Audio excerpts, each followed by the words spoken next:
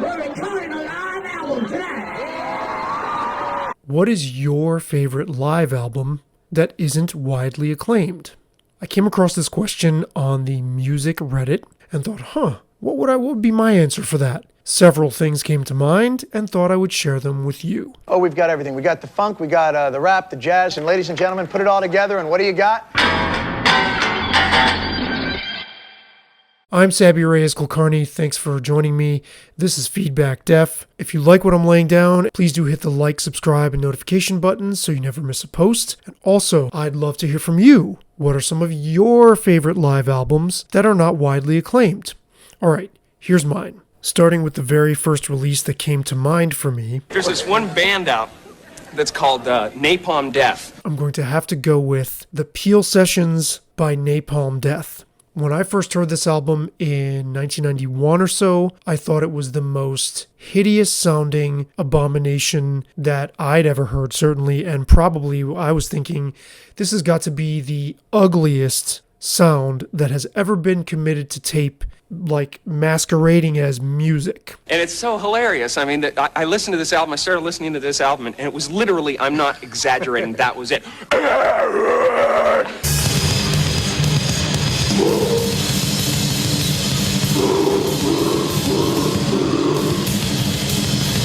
At a certain point, though, it clicked for me, and no lie, I actually see this now as a real, profound work of art. So these recordings have been released multiple times, each time with more and more stuff added, but I'm specifically talking about the sessions in 1987 and 1988 when the Lee Dorian, Bill Steer, Shane Embry, Mick Harris lineup of Napalm Death was invited on the legendary John Peel show to play live in the BBC radio studios. And this was broadcast throughout the UK. John Peel did this with many bands. He was an early champion of Napalm Death, and I guess when people in the UK first heard Napalm Death via these sessions, they had a reaction not unlike mine. Even eventual fans of the band and people who were already metalheads, this stuff was so extreme for its time that the overwhelming majority of people who heard it were like, what in God's name is this? You can only imagine what the reaction must have been. And to add to the sheer absurdity and awesomeness of this music, if you look at the track listing on the back, you'll see 3 entire songs in the space of 55 seconds, or 4 different tunes clocking in at under 2 minutes. In some cases, it literally takes you longer to read the song titles as it does to listen to the actual songs. But don't let that fool you, because there's actually a lot crammed into what are very compact pieces of music, to say the least. You know, I've interviewed 3 of the people who played on these recordings, and all of them were like, yeah, this is so raw, our sound was so raw and guttural and extreme. And it is those things. It was those things. And there's this really wonderful clip of this same lineup of Napalm playing a daytime kids show on British television, and the host is asking them about the music they play. Was that it? Yep, basically. How come songs that are so short? And it's just it sounds incredibly ugly. They're not wrong in describing this music as super raw, but kind of like those 3D art posters that you would find in shopping malls in the 90s. I eventually heard something in this that is, I would say, quite beautiful, and there's more going on here than just, we're being as raw and ugly as possible. So I've came to love this album not long after first hearing it and being really put off by it. And it's 2 snapshots of a very short-lived lineup. So thank goodness we have this. Music was never the same after these sounds were vomited forth through the airwaves of the BBC.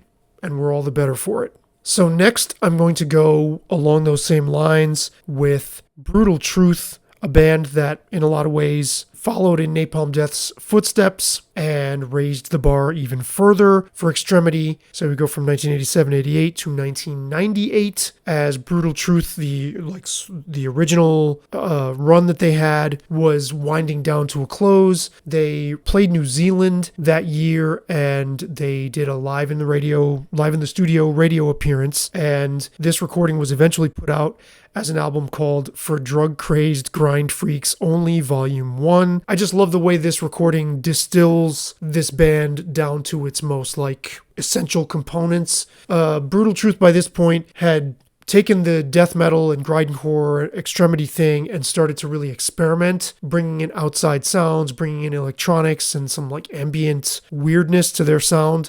This is just straight ahead, but a really spirited performance. It's fun listening to our records, I guess, but it's really meant for that whole live thing. It's like lightning striking,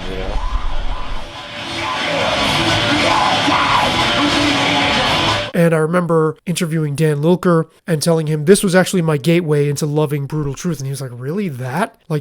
That's wild, because they expected that only people who are really, really, really on board with them would even entertain this recording. I absolutely love it. It's a live album I think you need to hear. So for my next choice, I'm going to stay in the metal realm, but I'm not going to go with an actual album. I'm going to go with the 1991 long-form home video by Sepultura titled Under Siege, live in Barcelona. So this was an officially released home video, and I'm including it here. I suppose I should have called this segment 25 Live Recordings. So this is, of course, the classic Sepultura lineup: Max and Igor Cavalera, Andreas Kisser, and Paolo Jr. in support of their album Arise. So this is the height of their technical death metal, death thrash phase, where they're really influenced by bands like Obituary and Death. And I saw this band that same year and was quite underwhelmed by the show. I thought they played way too fast. But something about this performance, I feel like they were in peak form. The songs are not too fast, but there's this incredible energy. The band is really pushing itself technicality-wise. I am so happy we have this video as, for posterity, as a document of everything this band was capable of. I think this recording is incredible, and so that's why I'm including it on the list. Also, be sure to check out my video titled, I think it's called Bad Blood, Inside Heavy Metal's Most Bitter Feud, on Sepultura and the split between the band and the Cavalera brothers. Next, I'm going to go with In Case You Didn't Feel Like Showing Up by Ministry. This is a very, I think, important document of an important band at a crucial juncture in their evolution. This captures Ministry in support of The Mind is a Terrible Thing to Taste. This is before they go sort of full on into metal or into their sort of metallic industrial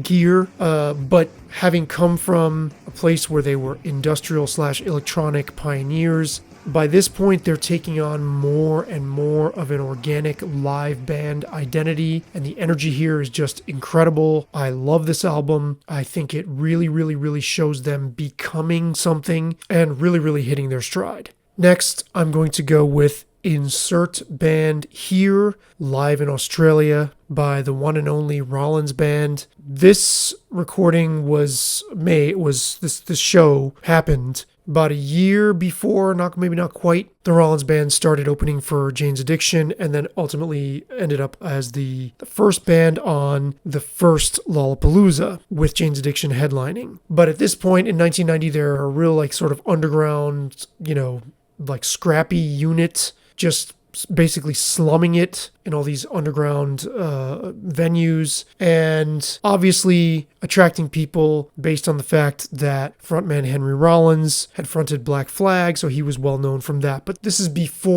well before their entrance into sort of mainstream consciousness as a result of Lollapalooza and stuff they did after that. So I saw this band 4 times between 1991 and 1992, and they sounded massive.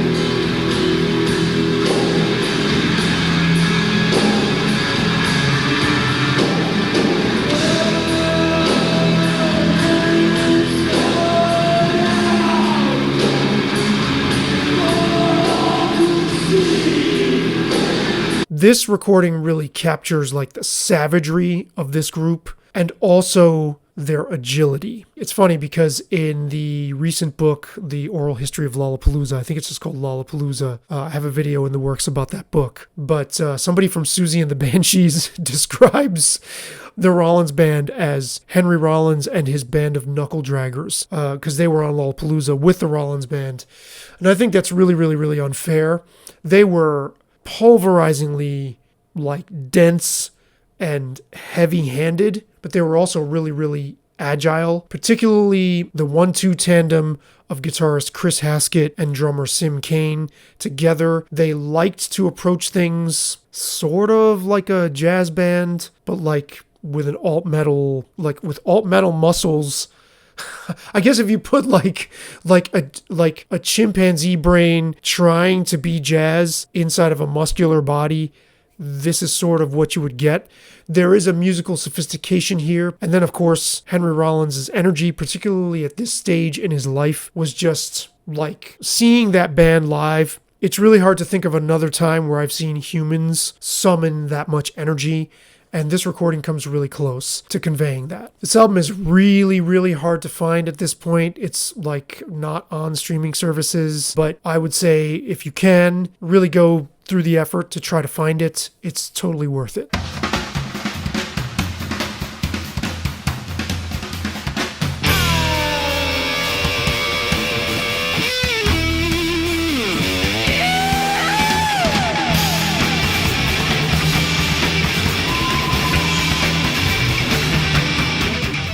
Speaking of Jane's Addiction and Lollapalooza, next I'm going to go with Jane's Addiction's self-titled debut, as well as Suck on This by Primus. Both of these bands debuted with live albums that, oddly enough, kind of felt like albums. You would know if you've heard them and if you're fans of these bands. Both of these bands ended up kind of epitomizing the alternative wave of the 1990s, and each of these albums really captures the spirit of each of these bands quite nicely. And what's interesting is that they also both have quite a bit of atmosphere. So they are live albums, but they function as debut albums because this is the first time many people, like the public, was hearing these songs. So I always think of these two albums and they kind of go together for me in my musical universe. So that is part one of several segments on live albums I think you need to hear. Parts 2 and 3 are already recorded, already being edited. I've got many live recordings across a wide variety of genres that I am discussing in these clips. Be sure to weigh in the comments for live albums that you would recommend, that are favorites of yours, that are not necessarily as well known or you don't think were celebrated. In the meantime, please also do hit the like, subscribe, and notification buttons. For Feedback Def, I'm Sabby Reyes, Kulkarni the Apostate music journalist. Over and out for now.